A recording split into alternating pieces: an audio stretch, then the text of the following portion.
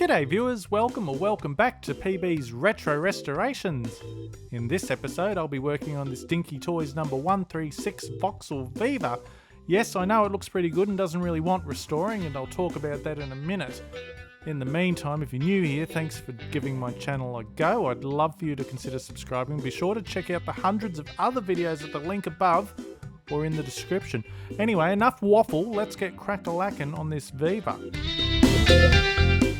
Alright, so as I said at the start, viewers, as you can see, there's nothing really wrong with this. It's not too bad. I certainly wouldn't choose this for a project. I think it's too nice to do, but it's not my car.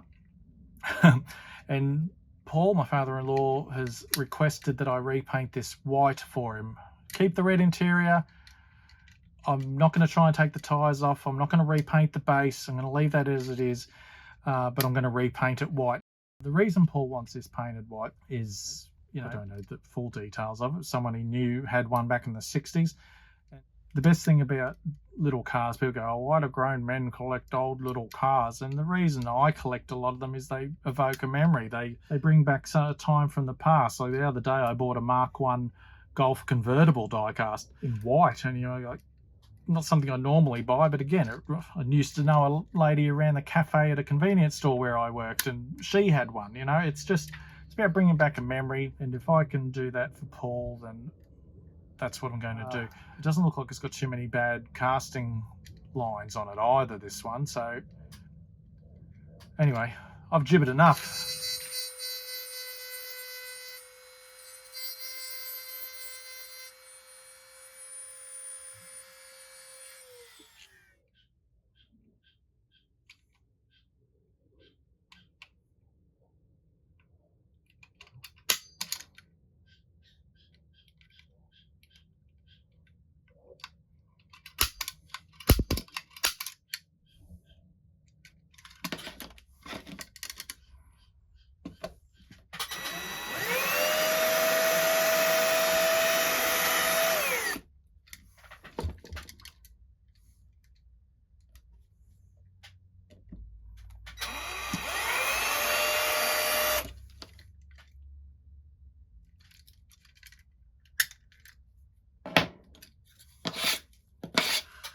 Okay, one base with all original tyres that we're not touching.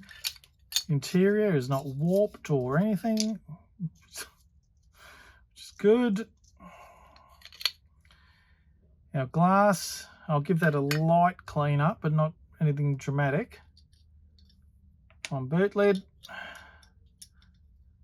one bonnet, one body. If only they were all that easy to pull apart.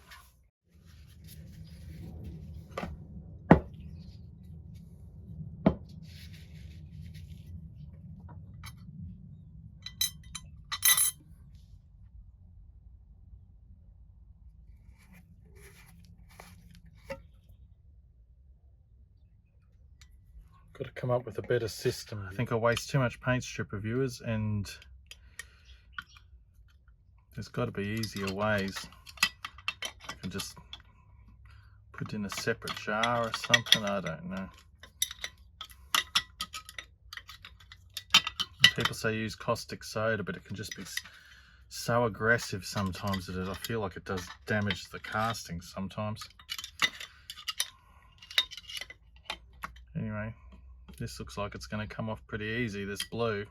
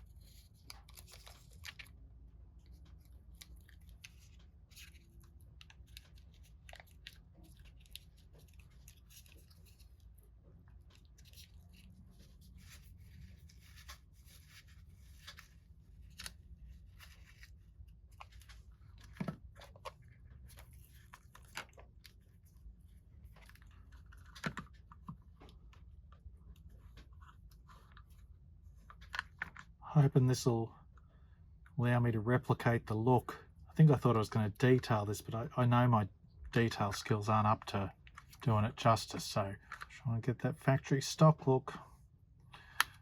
Wish me luck, viewers.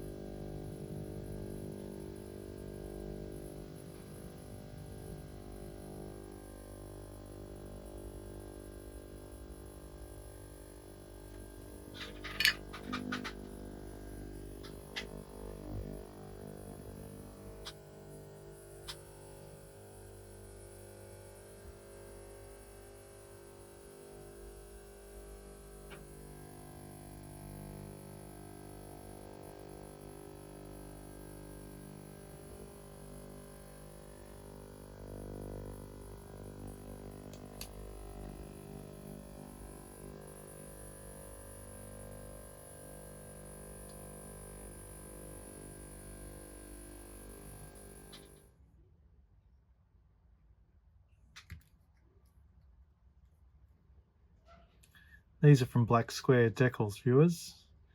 They make really nice decals, and more often than not, they're all correct.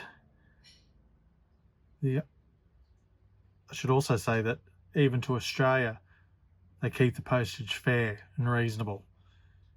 The only downside is they're not die cut. So you've got to, cut them right to the edge. That's okay. I'll take that and accurate decals over inaccurate, hopeless ones. Part of my mind is now telling me that I think I got these as they're Corgi license plates. So don't hate me in the comments, and just thought it might dress, stark white model with little detailing. It needs something to doll it up a little bit.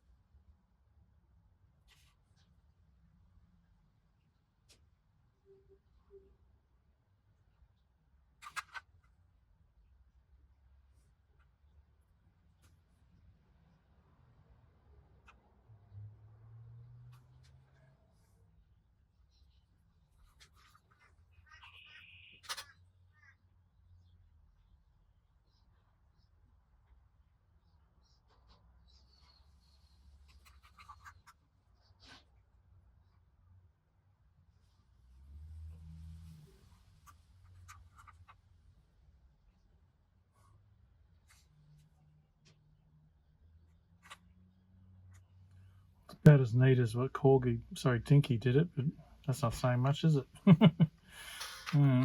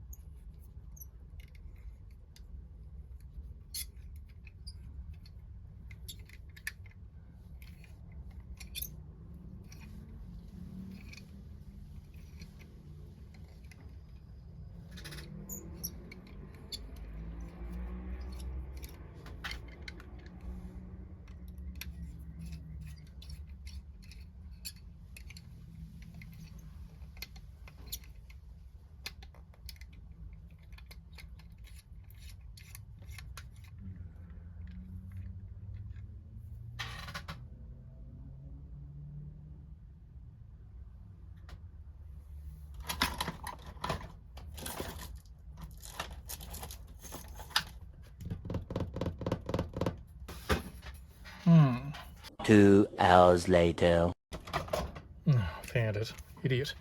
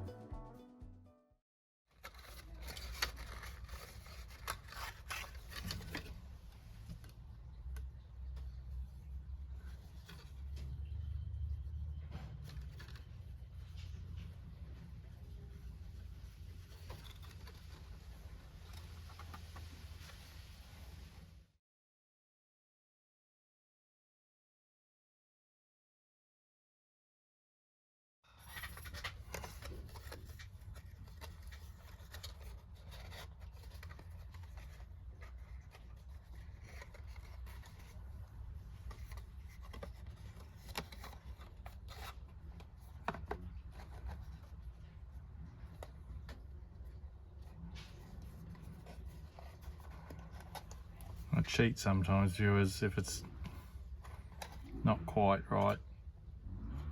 I'll just glue one of the ends shut if it's not right.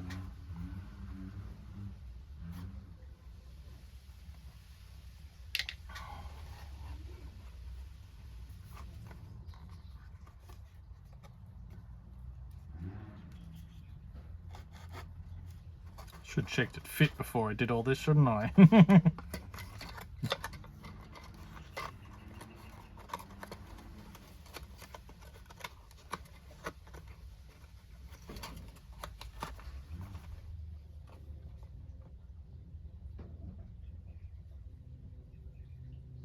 Alright viewers, I know I'm starting the plugs early, but once again this September is the annual DMC Paint It Blue for Alzheimer's fundraising event. And as I do every year, I will be auctioning off my restoration and donating the proceeds. I will cover any auction fees and will post the vehicle to anywhere in the world at no extra cost, so every cent bid will go to the Alzheimer's Society. I'll have some more details soon and how to get involved with the donations and all that stuff. So here's a hint, it's another vintage Corgi. What a carrot dangle, viewers. Ironically, after that plug, here's a blue car I've painted white. Haha. Anyway, here we are back at the start with Paul's Viva. Pretty tidy, it didn't really need rescuing. But Paul wanted it white, and being the wonderful son-in-law I am, I was happy to oblige. Anyway, this is what we started with.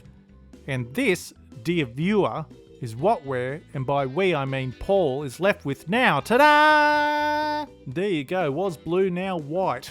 When I returned the Vauxhall to Paul, I pressed him a bit more about who actually owned this Viva in the 60s, and he said it was his brother who bought one brand new, and that's who he wanted this one for. He could even remember the original registration plate combination, and I said if he'd managed to let me know all that before he got it back, I would have made proper plates for it, but never mind. Can always do them later, right? He was still stoked with the results, and I hope you like it as well, viewers.